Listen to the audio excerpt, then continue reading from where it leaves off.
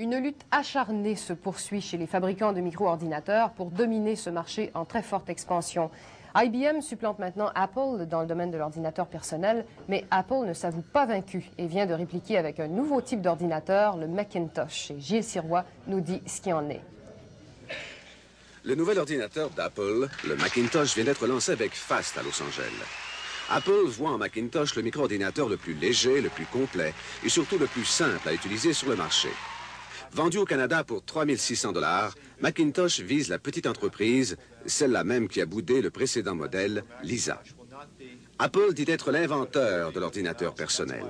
Pourtant, ces dernières années, la compagnie s'est vue supplantée par le géant IBM.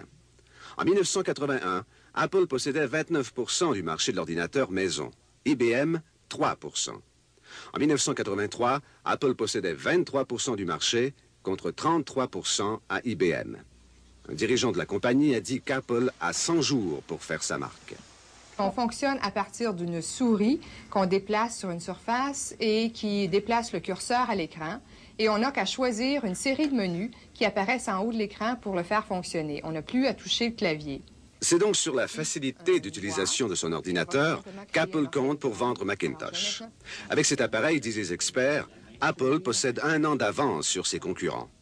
Mais son écran est noir et blanc et la rareté des programmes compatibles pourrait nuire aux ventes dans les médias.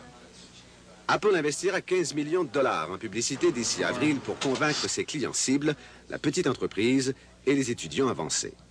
C'est ceux-là, en fin de compte, qui décideront du leadership d'Apple sur le marché de l'ordinateur personnel.